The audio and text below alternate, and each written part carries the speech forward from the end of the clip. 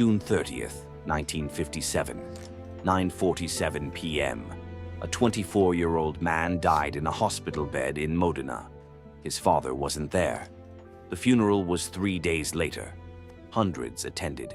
His father didn't come. For the next 31 years, until the day he died, Enzo Ferrari never spoke his son's name in public, never acknowledged the funeral he skipped, never explained the absence. But he built monuments: an engine named Dino, a car called Dino 206 GT.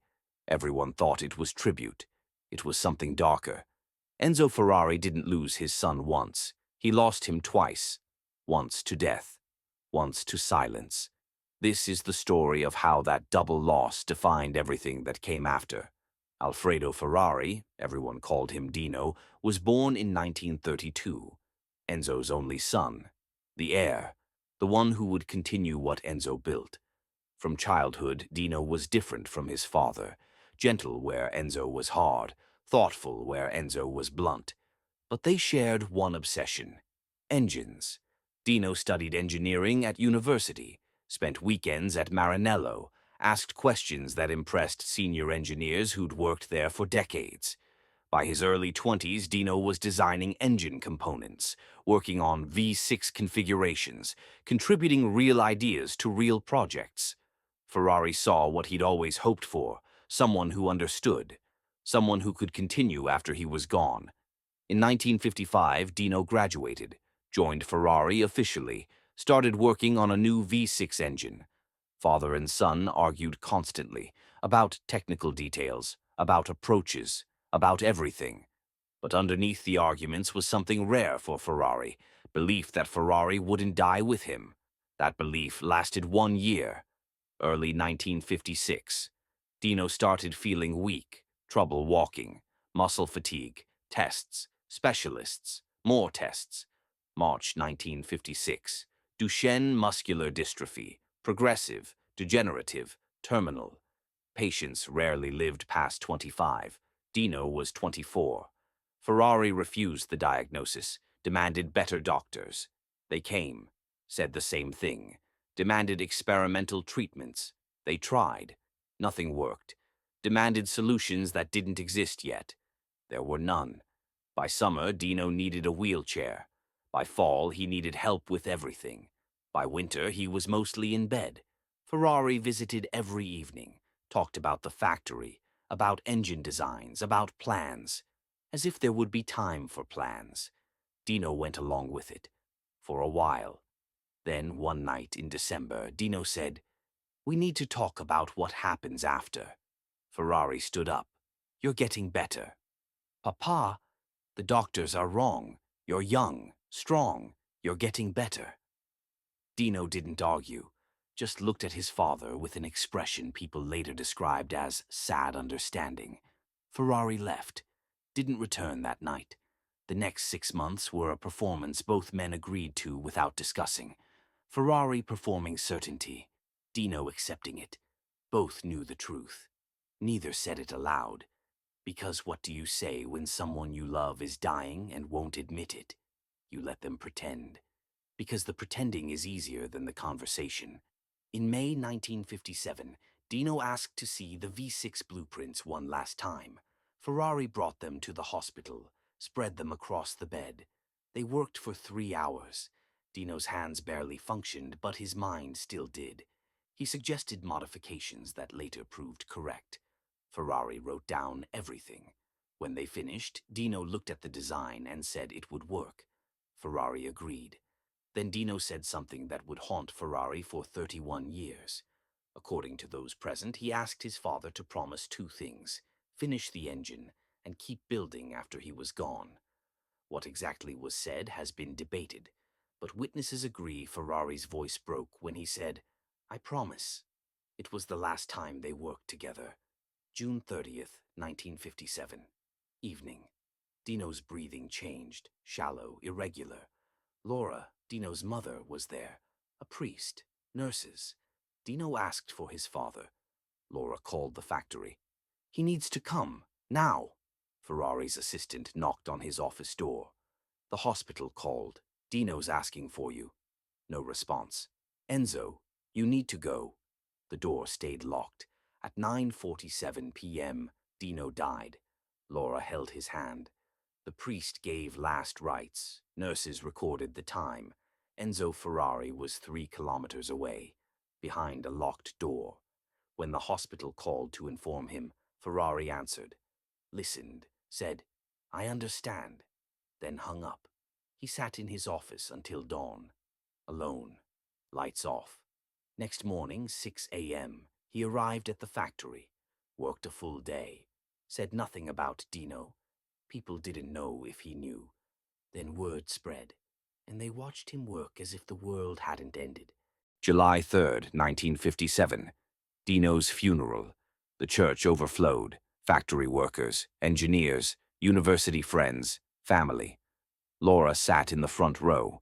The seat beside her stayed empty. People whispered, "Where is he?" No one knew.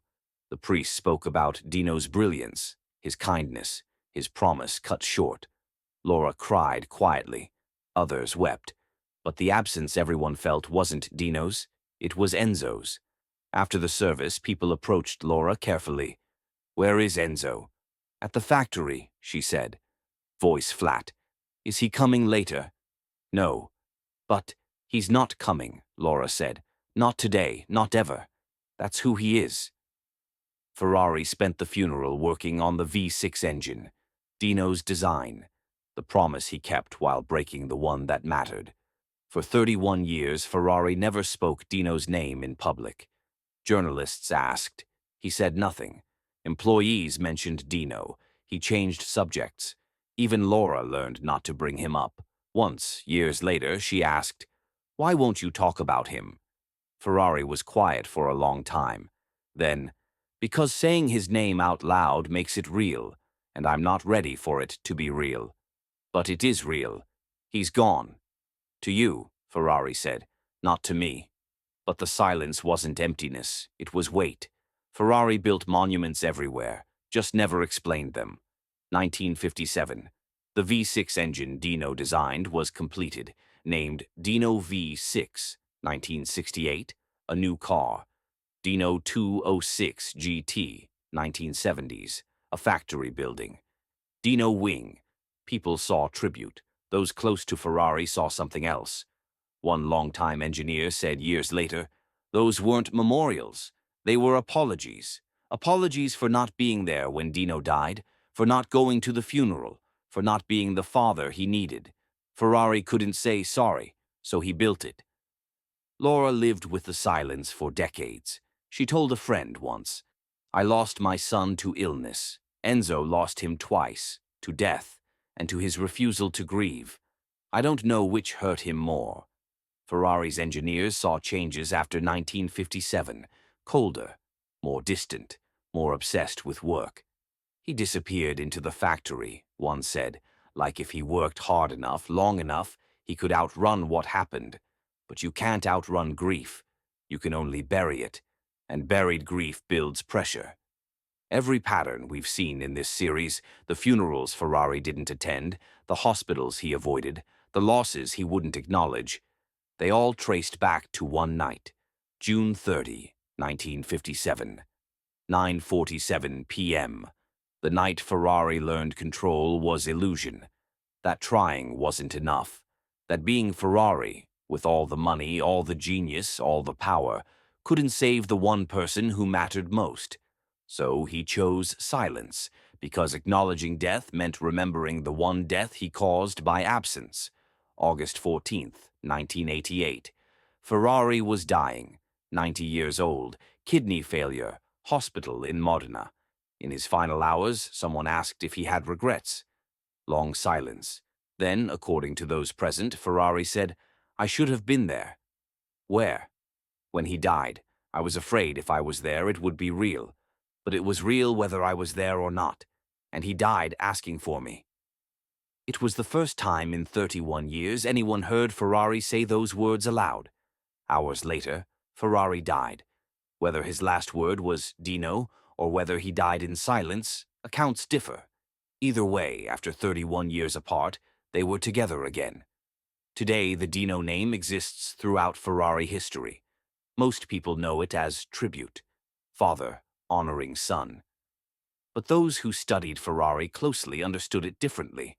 The tributes weren't celebration, they were conversation. One-sided conversation with someone who couldn't answer. Every engine called Dino was Ferrari saying, "You were right about this design." Every car called Dino was Ferrari saying, "You should have driven this." Every building called Dino was Ferrari saying, "You should have worked here." And underlying all of it, "I'm sorry I wasn't there." The Dino V6 engine still powers Ferraris today. Modified, evolved.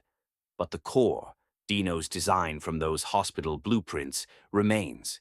Dino never drove a Ferrari, never saw the company grow, never lived to see his work succeed.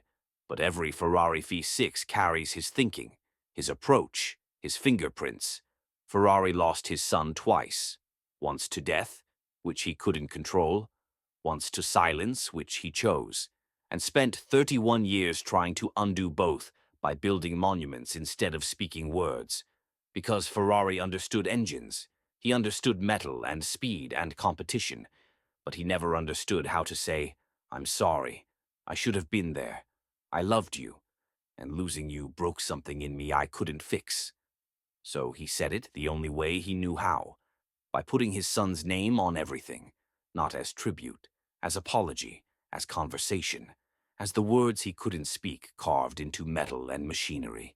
Have you ever lost someone twice? Once to death, once to your inability to face it? Have you ever built monuments because you couldn't say words? This has been Enzo Ferrari, The Defining Silences. 10 episodes, 10 refusals, 10 moments when Ferrari chose absence over presence, and this final episode that explains them all. Ferrari didn't refuse to grieve. He couldn't, because grieving meant accepting powerlessness, and powerlessness meant admitting that love, even desperate, total, consuming love, sometimes isn't enough. So he chose silence, not because he didn't care, but because he cared so much he couldn't function if he acknowledged how little that caring could do. Every funeral he skipped, every letter he didn't open, every apology he couldn't accept, they all traced back to June 30th, 1957. The night silence became his language, and monuments became his words. Thank you for watching this series.